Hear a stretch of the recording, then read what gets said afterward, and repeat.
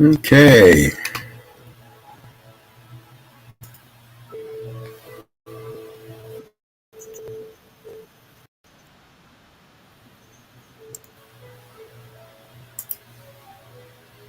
Make sure everything's working here. Greetings, JLV. Good to see you. And of course, I've always got to have one that lags. It says it stopped 18 minutes ago, so I got to refresh. So please hang out while we're doing that. Hit that like, share, and subscribe button for me. If you're on Hecklebus, get over to El Perro and do the same. And if you're on El Perro, get over to Hecklebus and hit that like, share, and subscribe button. There is a PayPal button up there and StreamYard link for anybody that wants to come up and join the panel. We're going to be talking about the Iowa Master Custodial Agreement again. This is part 2. And I want to start tonight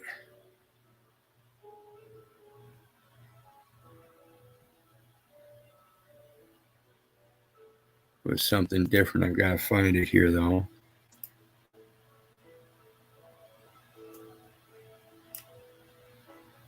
Okay.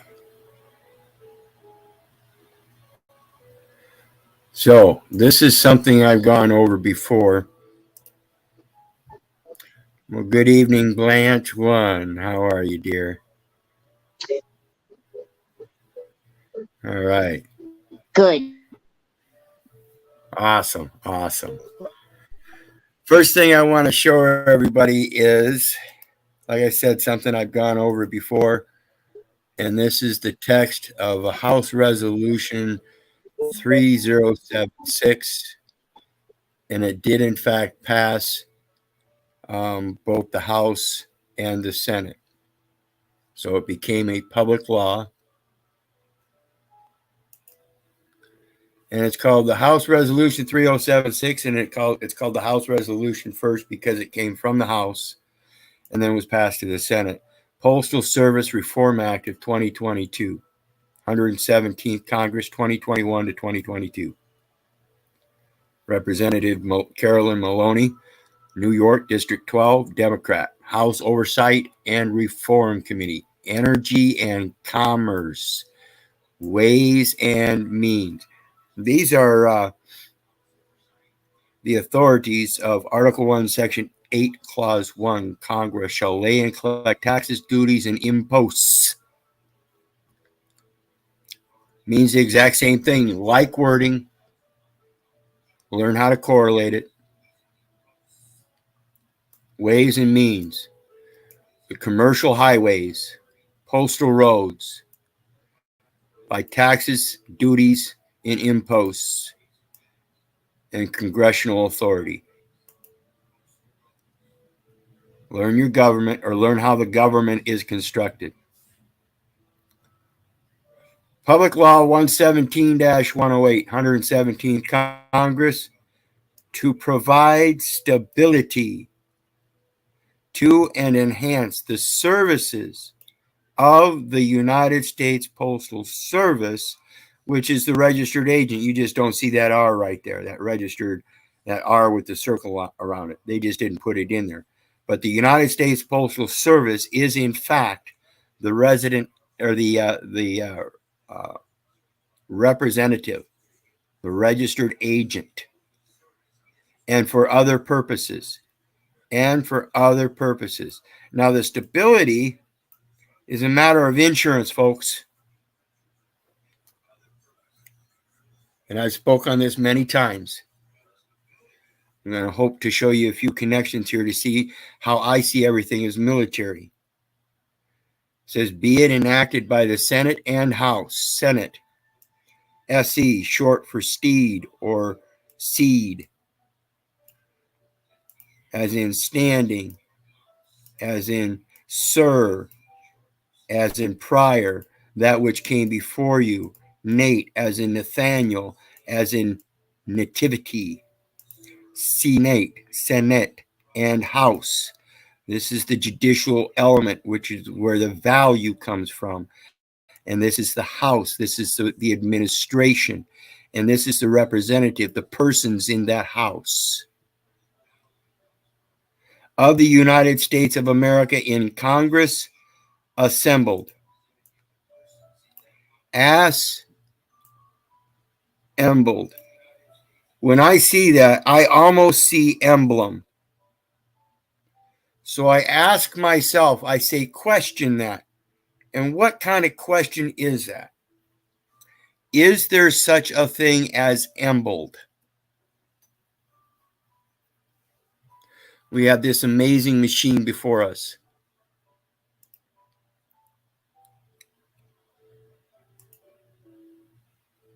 What does emble mean? Definitions for emble. E-M-B-L-E.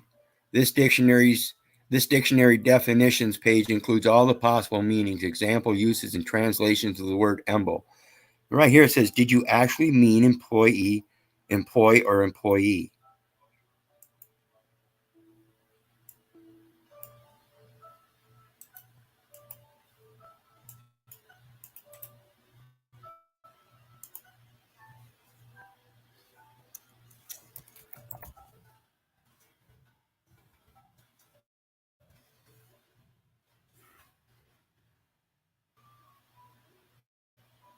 And like I said, when you put in emble, this machine comes up with emblem because it does not see emble. So when you put emble, it still comes up. What does emble mean in French? Emblem. See how amazing this English language is and how amazing this internet is in connecting those dots? That's all you need is go up that chain. Emblem, a heraldic device or symbolic object as a distinctive badge of a nation, organization, or family. Symbol, representation, token, image and likeness. I'm age and likeness, figure, mark, sign, crest, badge, device, insignia, stamp, seal, sign, coat of arms, shield, logo, trademark, trademark, trademark. What was that? What was that? Congress, emblem,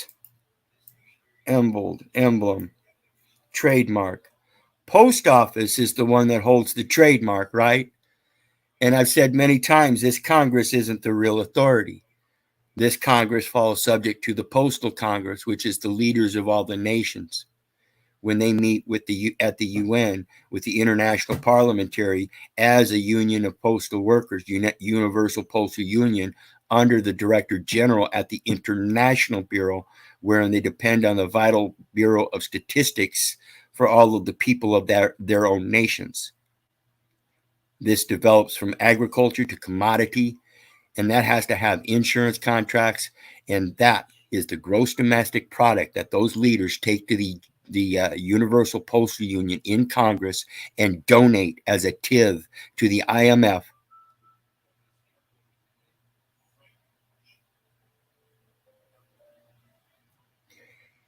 And I've said before, this postal service is mainly involved in supposedly buying and selling insurance. They are a one-stop shop. They are a bank. They are a court. They buy and sell taxes, insurance, and bonds. They are the international money changers.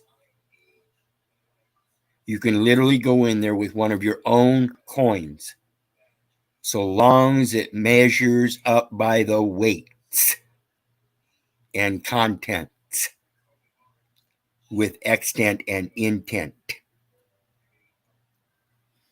39 U.S.C. 101, short title. This act may be cited as the Postal Service Reform Act of 2022. So let's look at this ass. Who's an ass now?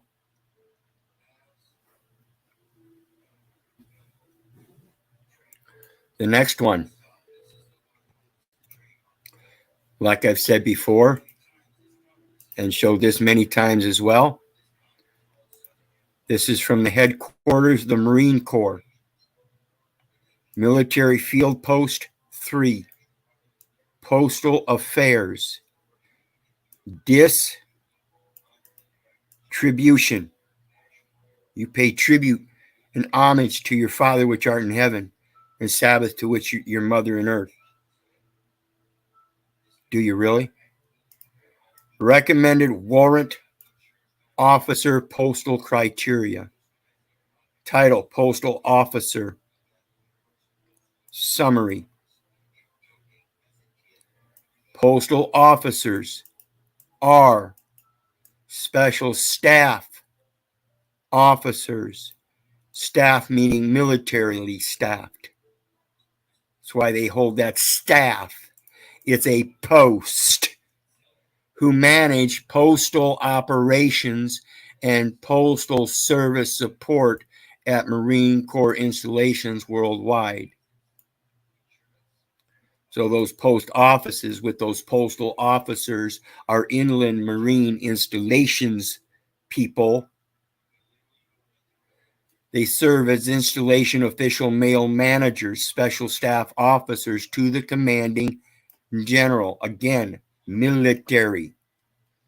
Liaison to the military postal service and not the diplomatic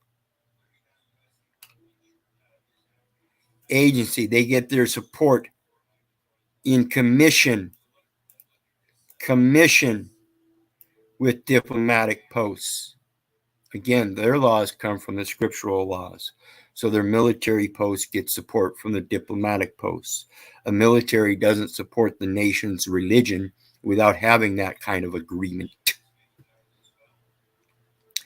Agency and local U.S. Postal Service. Now you might know the problem at hand when we have our military officers on land posing as police officers and county sheriffs and deputies and state troopers and this and that, and they're accosting people that are sojourning across the land, ministering the word of their God.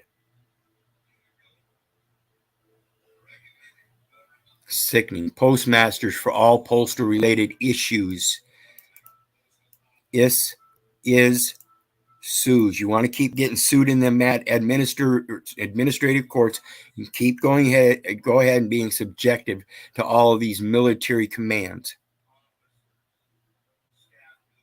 And conduct post office inspections and audits. Director General of the International Bureau. The International Bureau is where all those records go from all of the different nations, and that's what's to be audited.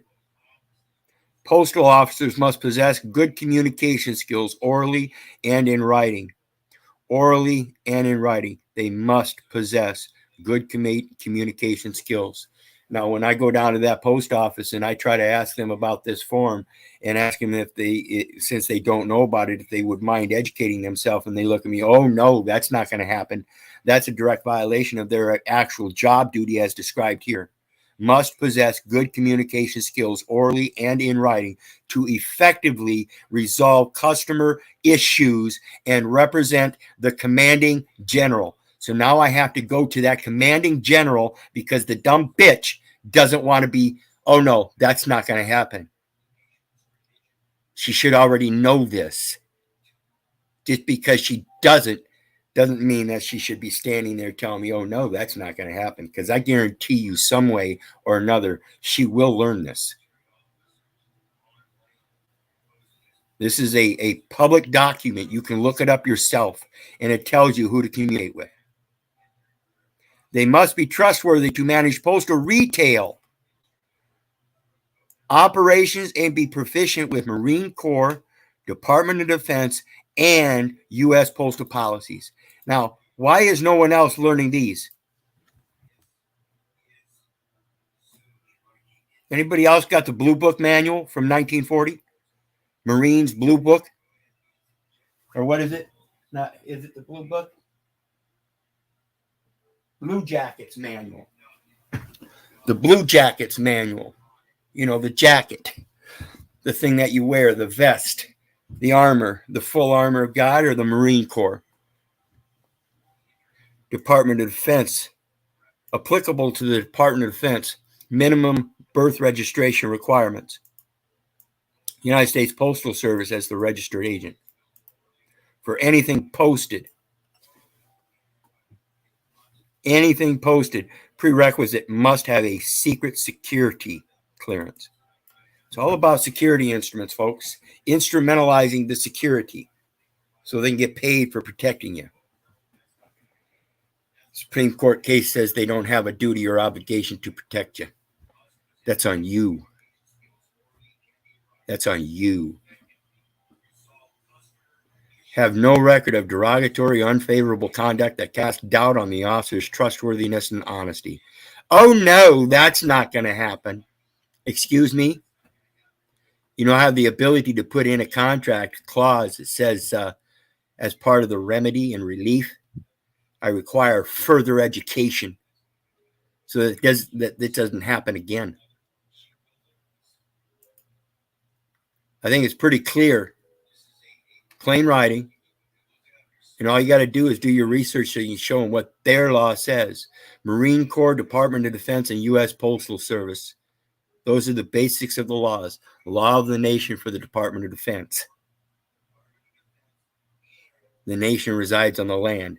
That land authority then extends a naval force, which has a Coast Guard and Marines. Now, the Marines are the transitioners from the water to the land. Then you have the Army. That's the land forces. Then you have the Air Force in modern times. And, of course, that's the Air Force. And it has to have a landing pad either place, on water or on land. That's why the naval force is also under control, has control of the Air Force. Yes, Moon Peach, it's all a salvage operation. Every last bit of it. So, now that we know that, let's go back to this master trust, or the master custodial stuff here.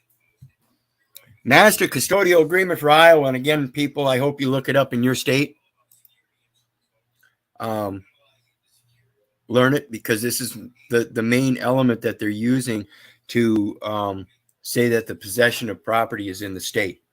They have custodial agreements that say they possess the property, but the real effect is that the people own the property, and through the instrumentalities that are certain deceptive forms, the property is actually being transferred unlawfully under military operations. Martial law, Article 10. Martial law chiefly affects the police and the collection of public revenue and taxes, whether by the invading army or the expelled government, for the army, its use, its safety, and the safety of its operations. That's what the military is all about. Martial law chiefly affects the police and the collection, and that tells you they are debt collectors. You're trying to tamper with a witness. So, I want to thank everybody for showing up again tonight. Velvet Pin, Damsel Madic, Moon Peach, JLV, anybody else that's out there that I don't see. If you're on Facebook, go ahead and come over to YouTube if you want to join the panel or join the chat discussion there. It's the only way you're going to get on panel. The link shows up here only. In the meantime, hit that like, share, and subscribe button. And there's a PayPal button up there if you want to share some love. And we're going to get back to it with the next definition from that master custodial agreement. We ended off with financial institution last night. And tonight it's insurance policy. Insurance policy shall have the meaning given to such term in Iowa Code 12C 22.6E as amended. Letter of credit shall have the meaning given to such term in Iowa Code 13.2 as amended. The market value shall for any date of determination have the meaning given to such term in Iowa Administrative Code 13.2 as amended. Notice these are all administrative codes. This one does not say administrative code, but it's an insurance policy shall have the meaning given to such term in Iowa code, which is still the administrative code. That market value, that's every quarter. You pay your Social Security and FICA when you have an employment contract. Remember that emblem, and you take upon that check and all of those IDs and them emblems. There's a market value for that, and they take it out quarterly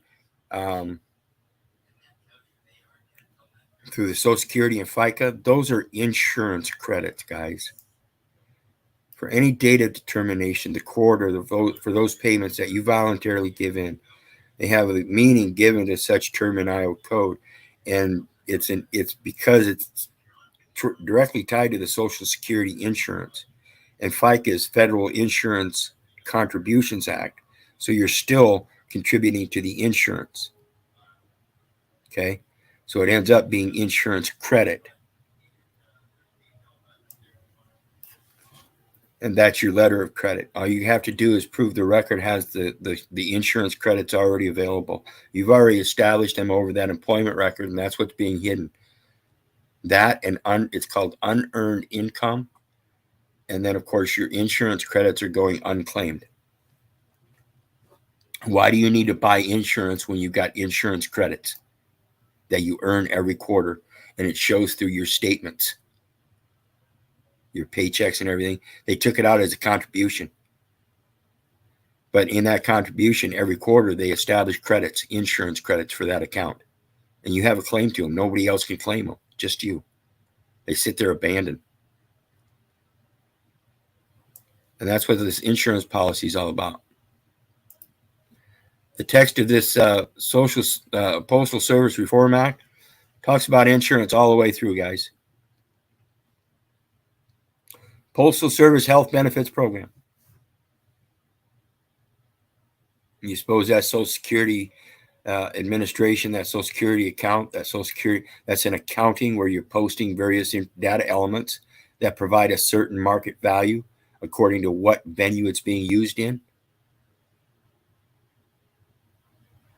United States Postal Service Fairness Act, non-postal services. Non-postal services, then what are they? Journals.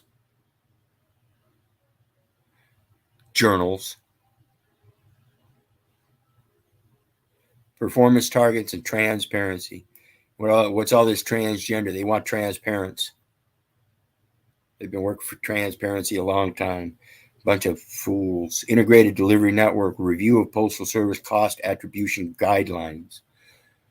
That's that Form 6387 where there's a conversion right on the document. And these people are refusing to acknowledge it. Funding of Postal Regulatory Commission, 5 CFR 575.102. Federal government means all entities of the government of the United States, including the United States Postal Service as the registered agent and the Postal Regulatory Commission. So all the funds through that Postal Service by sale of all of their products, such as stamps that you would use to pay taxes. Taxes are duly paid by stamp. So you would technically, if you wanted to pay taxes, have to pay them by the stamp. And again, remember, tax is a tithe, and this is what the Postal Service does when the president goes in that Postal Congress and uses a percentage of the gross domestic product and donates it to the IMF. That's what funds the Postal Regulatory Commission. It's your sweat equity. So again, it's a credit established from a point of origin that they can only confirm to be you. Without that name, they'd have never been able to attach the number. It's the post office that attaches the numbering. It's the international numbering system. Now, each local community has its guidelines for naming the individual for record's sakes. Reporting requirements. This is that 5 USC 301, minimum birth requirements.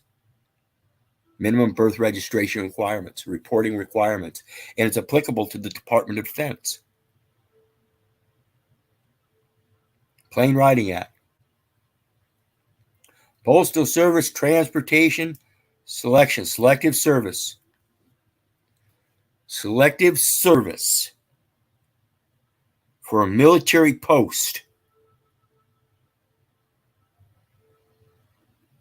So you can give commands so long as you're the senior command or officer in command. Policy revisions. U.S. Postal Service Inspector General oversight of Postal Regulatory Commission. So again, why I wrote to the U.S. Postal Service Inspector General, the Board of Commissioners, and Louis DeJoy, all of them, Secretary.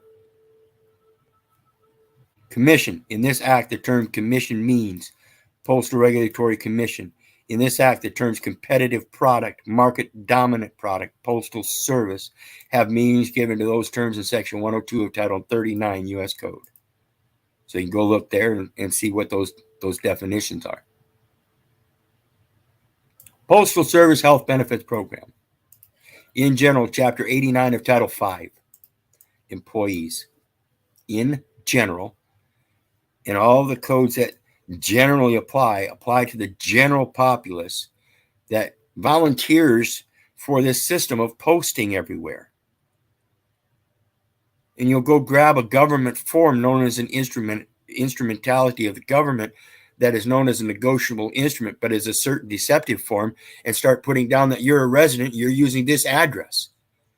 The municipality named the street, the post office numbered that house, and you're claiming it as your use. It's proprietary information, and you're using it as an agent by putting that legal name at the top. It's all form and function. Learn a different form and how it functions and pass through that shit. It's that simple. Postal Service Benefits Program. Definitions. In this section, the term covered Medicare individual. So is it postal insurance or is it Medicare? Does everybody get the gist of that? Is it postal insurance or is it Medicare? You have Medicare and Medicaid. And like I said before, the CMMS, Centers for Medicaid and Medicare Services, they're a different entity. And what happens is, for the medical insurance program, everybody automatically qualifies for Medicare. If you actually become a federal, state, or municipal officer or agent through an oath of office or a contract, you can then work for a certain term period of years, just like it says in the Constitution, to become a public official, to qualify for Medicaid Part Medicaid A and then Part B. It's all a process of how the paperwork goes. And you're the one signing all that paperwork as if though you know what you're doing and haven't studied a day one of any of the insurance policies. But yeah, I'll sign up. Just like signing up for a bank account. You don't know the first thing about banking. So first thing you do is you go get a bank account. But that's okay. I was duped into it too. That's why I quit all the banking and quit paying insurance and quit getting a license and all that. You've been duped. It's all certain deceptive forms. All you got to do is know the routing, and that's done by the number. The faith is in the name. And I fear not, for I have been redeemed. He's called me by thy name. I am his. And I am said to say that I am the Lord's, or I'm told to say that I am the Lord's. And I shall call my name, or myself by the name of Jacob, subscribed by my hand unto the Lord, and surname myself by the name of Israel. That's the law of the land that they pose. It's in the scriptures that they use for Public Law 97-280 that says those scriptures are the law of the land. So they supersede their statute codes and all that other shit. Like I said, that's where they get them from. That's why they call them the law of the land, just like every other nation. So let's get back into it. Means an individual. That's that individual, 5 USC 552A, individual record, who is entitled, because that is a document of title. There's a title on it. So you're entitled to benefits under Medicare Part A, but excluding an individual who is eligible to enroll under such part under Section 18A or 1818 or 18A of the Social Security Act 42-1395 I-2 and I-2A. Remember that 42 USC 1395? Put an X on there, and that's that spell of illness. Lowercase x, and that's that spell of illness. And that's what it is. You've been born into a spell of illness. You don't understand the terms and conditions put before your eyes because, you believe in this English language. And it's nothing but an adoption of multiple languages that have been transformed and put together. Behave is not behave, it's behave. Look at them. It's two separate words. Pronounce them separately. And what do you have in origin? Think about it in those contexts from different perspectives. See what you find. The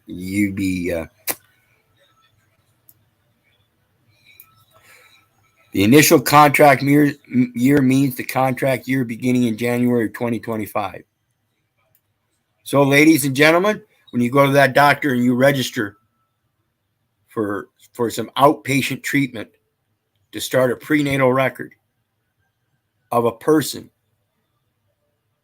in the form of a man, a noun, that's when that record starts. You don't have to do that. That's the first thing of putting that child out there for the public to know when you should be protecting it. It's not your child, it's his. You should be protecting him. Same with the education. You shouldn't be letting them educate him. You should be educating them through the Word of God. My people are perished for the lack of knowledge. If you're not going to be a priest unto me, I'm going to deny you. If you're not going to be a priest unto me to your children, then I have to deny your children as well. How do you expect them to learn of a higher power than by teaching them yourself? Everybody else is teaching them ego.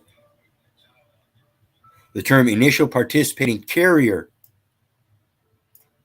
means a carrier that enters into a contract with the office to participate in a program during the initial contract year. A Medicare program at the hospital through a Social Security and birth enumeration. That's the entering into a contract to participate in the program during the initial contract year during a spell of illness when you sign that enumeration at birth. And it's a continuation of the initial record that you established prenatally. Prenatal. Nate. Senate. CNATE. The term Medicare Part A means Part A of Title 18 of the Social Security Act, 42 USC 1395C, at sequential, all the others. So 1395C, it would include, as you go on, in continuation, like we said earlier, in the previous video, you reach up to 1395X and others. You'd be amazed at how far that section continues. AA, AAA, yeah. The term Medicare Part B means Part B of Title 18. The term office means the Office of Personnel Management. Again, 5 USC, employee. By taking upon these insurances, you become a common carrier participating in the initial insurance program, Social Security insurance. Postal Service means United States Postal Service. The term Postal Service annuitant means an annuitant enrolled in a health benefit plan under this chapter whose government contribution is required to be paid under Section 8906. Government contribution is to the IMF through your gross domestic product. You already paid for it. It's assured. Otherwise, when the national leaders go forth to the post of Congress, they don't have anything to give. And yet they announce that it comes from the gross domestic product. That's reason to logic that it must come from your sweat equity. Must. The term Postal Service employee, because you're posting. Are you getting paid for posting on Facebook? It is a .com site. You can take your portion if you want to join that contract. Otherwise, you're going to assert your greater extensive rights as a creator and author of material, an originator, and they can't do a damn thing about it as long as you're not violating the laws or harming anybody. Means an employee of the Postal Service enrolled in a health benefits plan under this chapter whose government contribution is paid by the Postal Service. Whose government contribution is paid by the Postal Service. So who do you suppose that tax is owed to again? And why do you suppose taxes are duly paid by stamp? The term Postal Service Medicare covered annuitant. Medicare covered annuitant with Postal Service. How come we've never seen that before other than here? Did you know that's in fact no different? It's synonymous with the Medicare covered annuitant in the Social Security Administration because these are security instrumentations. Everything you post, everything you sign one way or another, these Facebook posts, that's got an electronic signature. It was posted, so that can become a security instrument. So it has a security certificate attached with a timestamp showing point A to point B. And a lot of times you can find out who opens it along the path and how many times they open it after that when it reaches its destination. Yeah, they're called mail trackers. They're nice. And see, just like the FCC, if it's your information, you have the right to track it. So it's not like you're spying. It's equal rights and opportunity. As long as you guys learn how to assert your powers in these domains and learn the electronic venue and how it operates, I guarantee you're going to learn this system a lot better. And like I said, it's all about insurance. The term Postal Service Medicare covered annuitant means an individual. Again, 5 USC 552A, individual records. And you're the one that keeps giving them that data elements.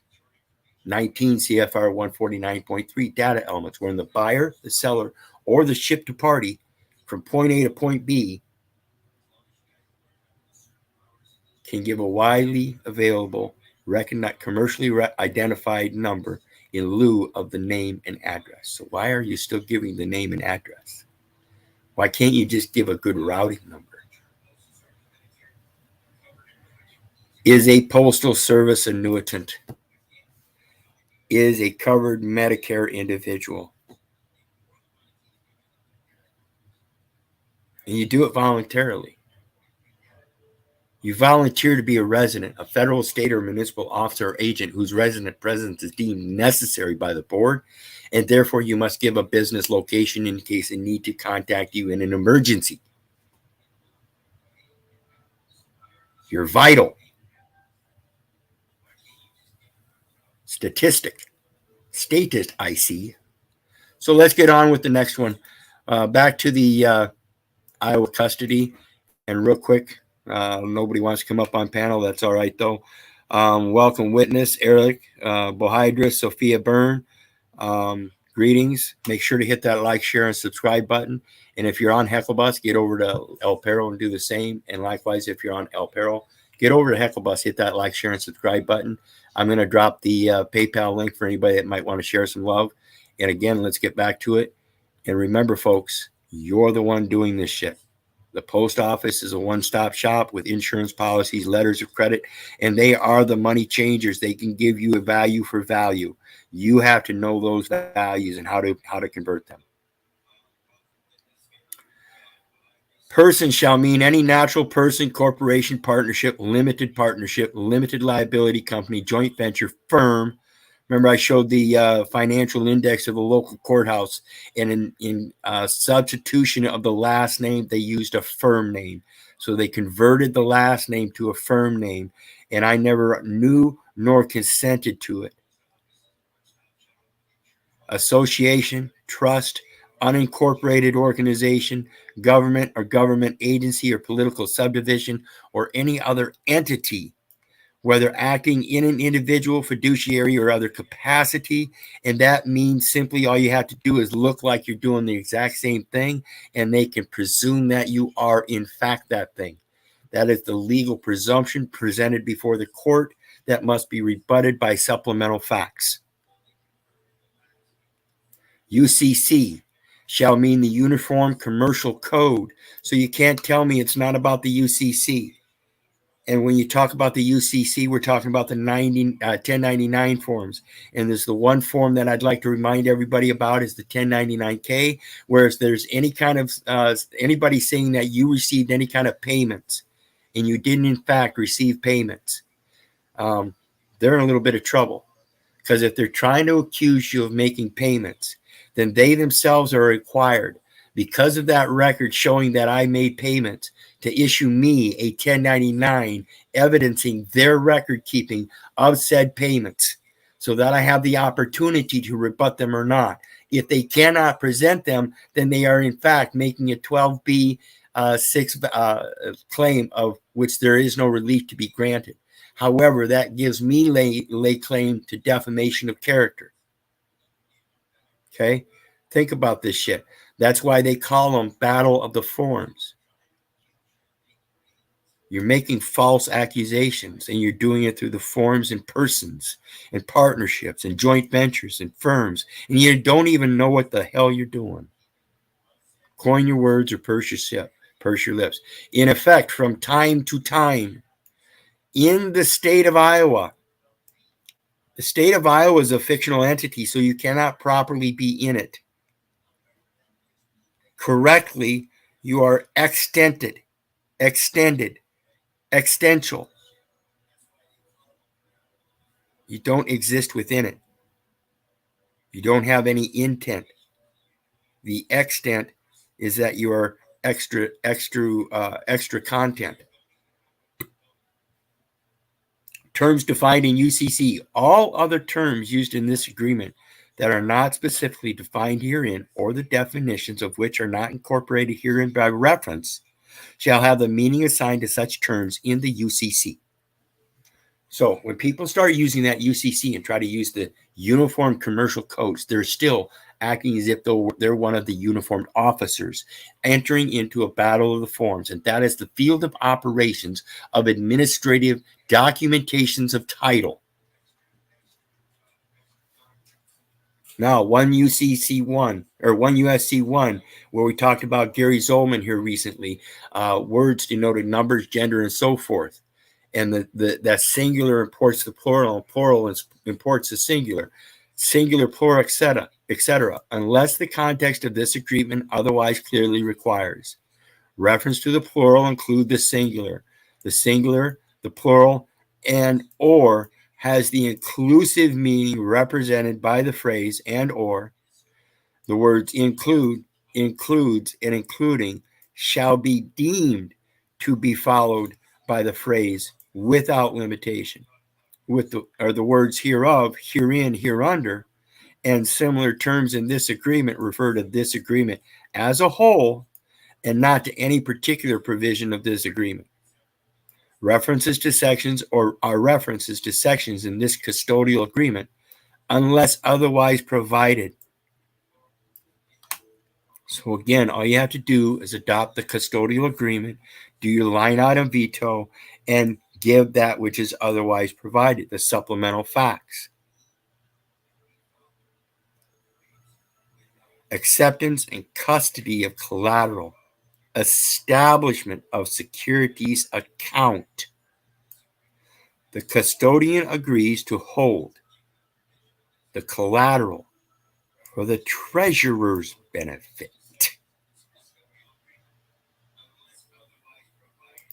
Is the treasurer a holder also? Doesn't the treasurer hold something? So at the same time he's benefiting, he's also being liable for something. This is called circulation. As long as he keeps that faith held, that will keep circulating. He'll keep being able to hold the benefit while holding a liability, while the custodian agrees to hold the collateral, which is his benefit. He gets to hold it. That means he gets to use it. Just like the treasurer gets to hold the benefit, he gets to use the benefit. They're synonymous. He has entry and control. He has possession and use. Legal title, equity title. 9/10 of the law. Possession is 9/10 of the law. Hold the collateral.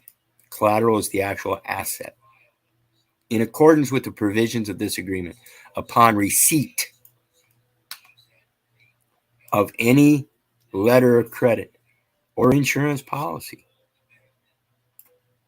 upon receipt of any letter of credit or insurance policy, the custodian shall return such letter of credit or insurance policy to the pledging bank. So who pledged what? Who pledged what? Are you catching on? Do you know how to follow that chain of title back? If they're the ones that pledged the title, or if the title is the thing that's pledged, ain't they the one that pledged it? The birth certificate, very tiny writing at the bottom. Mine said American Banknote Company. Now, this banknote company is the company that prints, that publishes for that bank.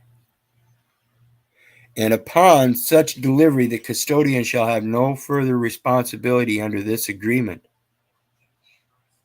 in respect of such letter of credit or insurance policy. Custodian shall have no further responsibility under this agreement in respect of such letter of credit or insurance policy. Those are the documents of title. And he has no further responsibility because he doesn't hold them. The treasurer does.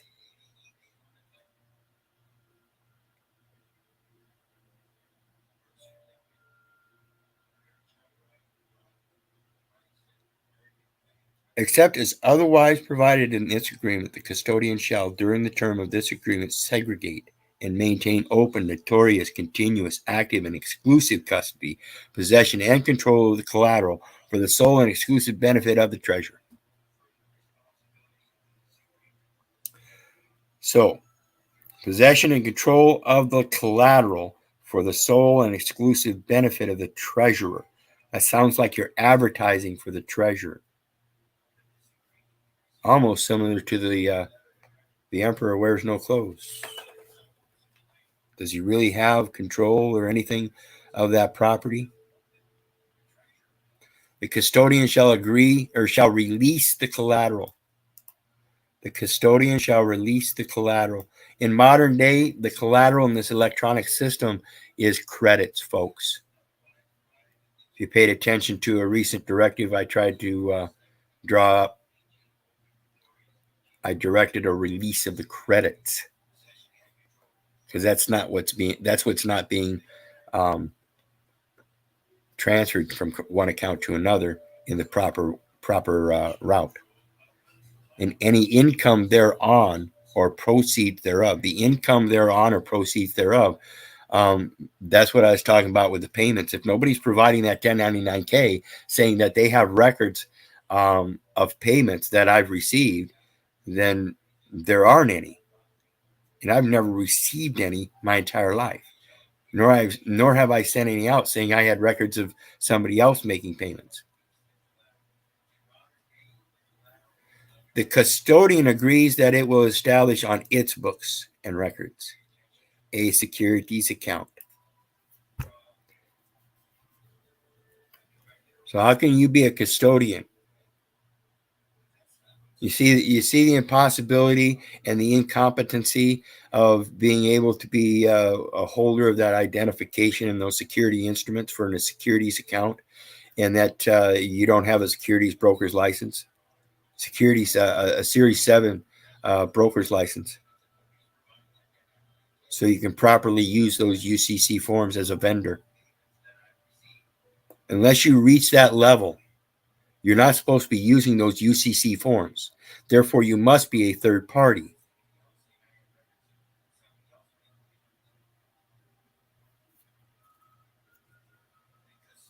customer agrees to make third-party payment so long as it's understood that credit is given to the customer's account.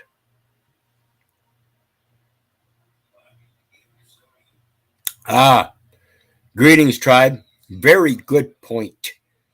Very good point. I'm going to pull this up there. I thought Donnie oversaw the liquidation of the U.S. assets to foreign entities. What he's talking about, I believe, tribe, correct me if I'm wrong, was the Postal Congress that Trump was talking about quitting back in 2018, 2019, because what happened was that the United States is paying a very large portion of its gross domestic product to the IMF as a donation because many other countries aren't doing it. And that creates a debt to the United States by those other countries. But what's happening is that debt keeps increasing and the United States isn't getting paid. So Donnie put his foot down and said, no more. These people have to start paying up on their gross domestic product as a donation to the IMF or we're done. That's what helped valuate the U.S. dollar again. Donnie Trump knows exactly what he's doing. He's been through bankruptcy 7 times, and if you don't think he knows how that bankruptcy works, he told you the system is rigged, and you asked him, why? How do you know? He says, because I've been playing it a long time. He's got a lot of experience. So we got to think about this stuff. Now, that link is down there. It should be pinned. Let me double check. So anybody wants to come up on panel, feel free. In the meantime, I want to remind everybody, hit that like, share, and subscribe button.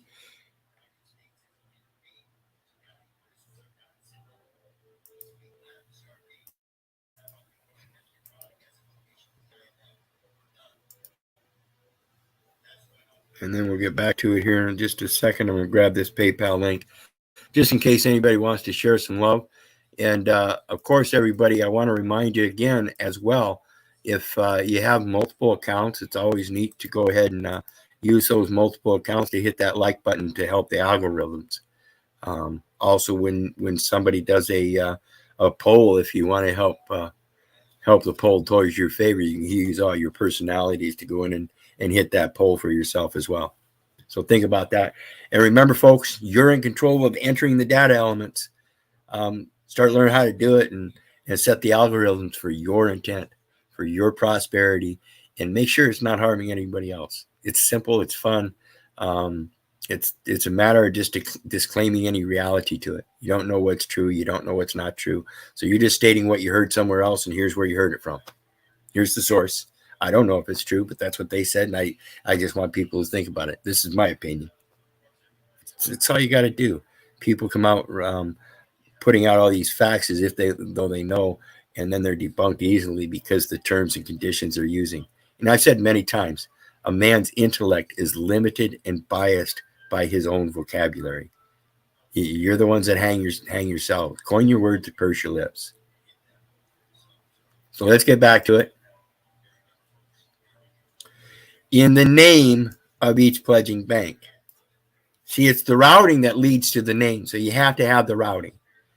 And when you have the routing and it leads to the name, it says, hey, wait a minute, that name is superior than the number. That's the originator.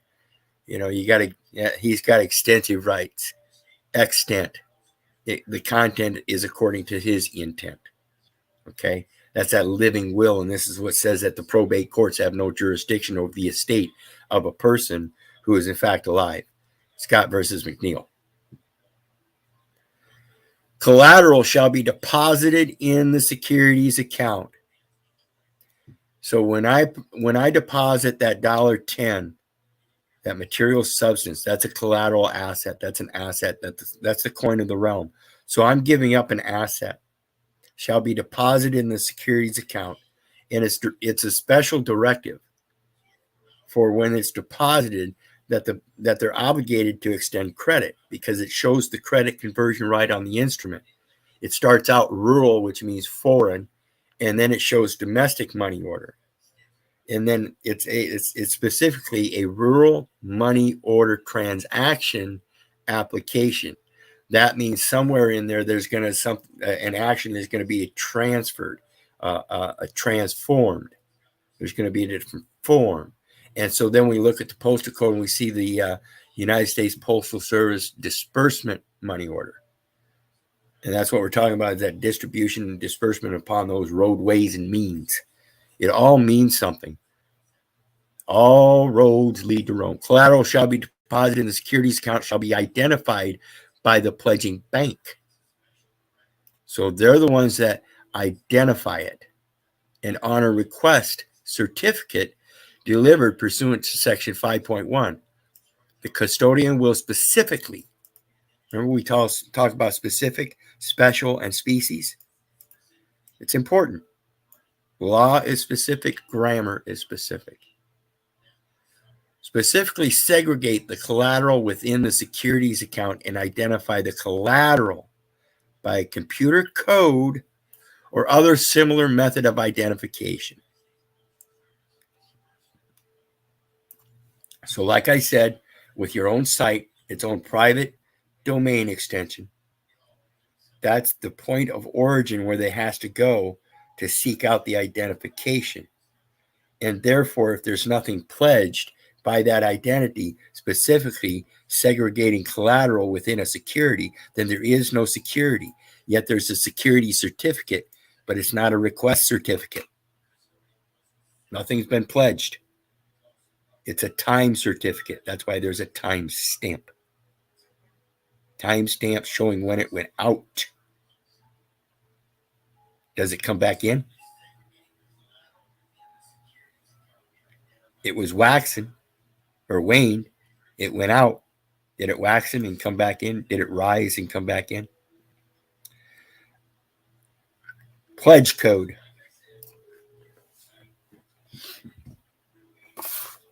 Pledge code. Suppose that might be that code on the back. Maybe that's what they call that. I don't know. But it's used on a homemade postage stamp, and it went right through.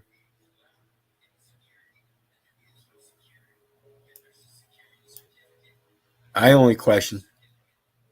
I wonder. The pledge code will be disclosed to the treasurer and the pledging bank by the custodian. So if the Postal Service is the one that holds that stuff as a registered agent, as he's supposed to, like he's supposed to hold the title, a pledge code for each one. The treasurer is the beneficiary.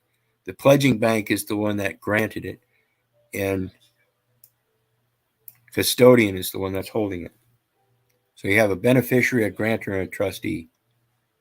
What part are you in that trust? Explain this to me. Why are you volunteering to something you don't belong to that's already structured and shows you who the parties are? Why are you trying to intervene? Are you the officious intermeddler? Are you the belligerent combatant wanting to fill out all those forms, not knowing how to do it because of your belligerence and unwillingness to learn? Oh, no, that's not going to happen. Excuse me, your Postal Service says you're required to learn the Uniform Commercial Codes, and you offered a presentment.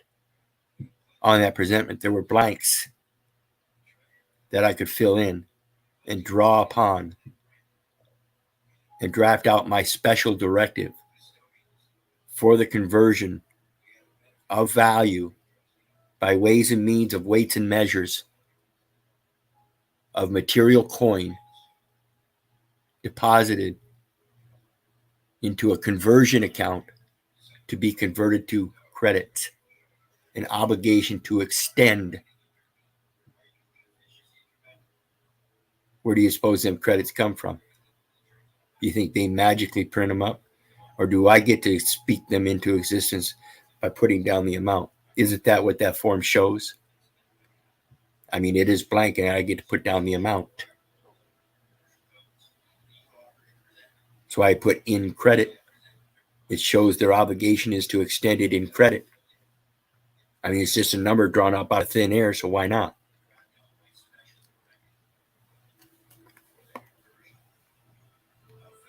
For each item of collateral, custodians shall designate the treasurer as the entitlement holder, the beneficiary, and as secured party under the pledge agreement between the treasurer and the applicable pledging bank. Pledging bank, again, is the grantee, because that's who makes the agreement with the pledge agreement with the treasurer. The collateral will be held by the custodian, and the custodian has an agreement with the treasurer as the judicial element for the treasurer's administration of entitlements. The collateral will be held by the custodian as securities intermediary for the account of the pledging bank and for the benefit of the treasurer as secured party and entitlement holder. Why do you suppose it's the Postal Service that has the Postal Service Postal Realty Trust, Inc., a Securities and Exchange Commission agreement as a real estate investment trust? The trust already exists. All you have to do is learn how it operates and functions, and let them know that you have extended rights outside of that trust that they cannot supersede. Upon the execution of a pledge agreement by a pledging bank, such pledging bank shall be a pledging bank party to this agreement for all purposes thereof and shall be bound by the terms hereof. Did you register your collateral? Was the person on the other side of the county or that counter the treasurer?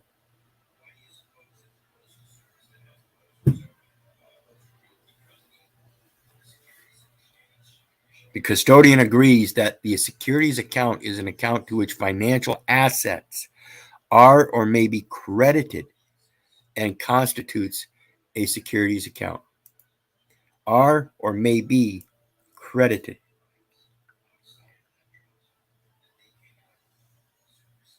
Within the meaning of the UCC, all collateral delivered under this agreement to the custodian by or on behalf of a pledging bank, other than letters of credit or insurance policies, will promptly be segregated by the custodian by pledge code and separately maintained by the custodian in securities account for the benefit of the treasurer as secured party and entitlement holder. So when you get an automobile and you register it, you hand it back over to that counter, to that treasurer. That's a delegated treasurer for the county, and it goes up the line as a security entitlement for the treasurer that it's supposed to end up with as a securities account. So then you receive a certificate of title because the treasurer is the entitlement holder. So they hold the title and they send you a certificate to verify that you're the actual custodian, not the post office.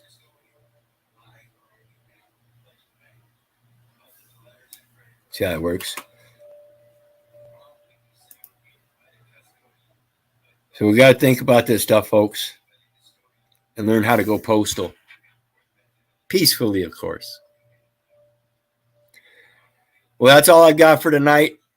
I don't want to make these too long, but last night was good. We ran a couple hours, and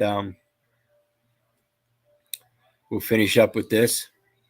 The custodian shall, subject to the terms of this agreement, treat the treasurer as entitled to exercise the rights that compromise any collateral so segregated and separately maintained in the securities account without further consent of the pledging bank, and each item of property, including without limitation investment property. They have access to the birth certificate to create any bond they want. That's an investment property. It's a security that can be instrumentalized for cash or other property. Done through the enumeration at birth, an insurance policy wherein they can operate under a letter of credit by being the ones that convert that instrument to credits. Disqualify that instrument because it wasn't created appropriately. You weren't born in the military, I doubt. Some of you may have been. Very few. Certainly not 380 million. You know what I mean? Maybe 2%. credited to the securities account and identified by pledge code shall be treated as a financial asset for purposes of the UCC. 19 CFR 149.3 Federal Code, wherein it talks about buyer, seller, and ship to party, which would fall under the Uniform Commercial Code as well. And therefore, anybody that buys, sells, or is a ship to party is allowed to use a widely available, commercially identified number in lieu of the name and address. So again, I urge people to learn how to quit using the name and address. Use the number to give a directive for the routing, as it is the pledge account or pledge code.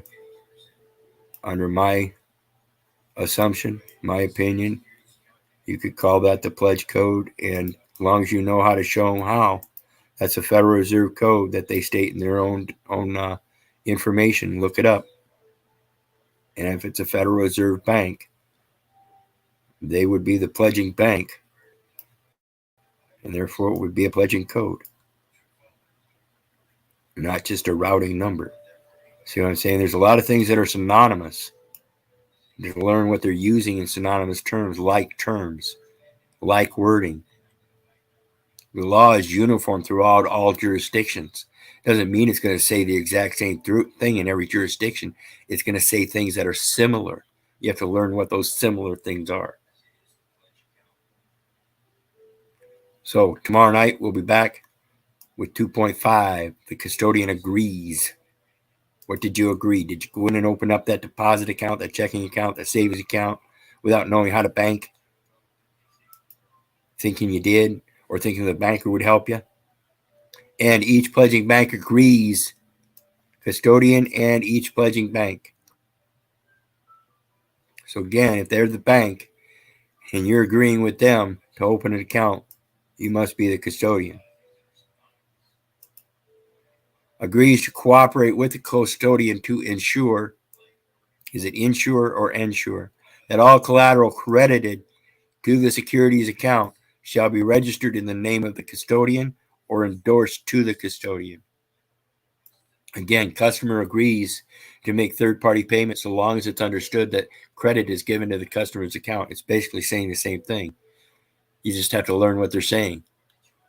Customer, custodian. There's no problem being the custodian as long as you know what the fuck you're doing. Anyway, that's it for tonight.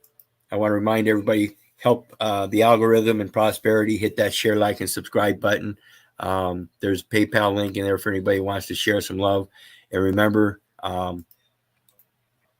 make sure it's dropped.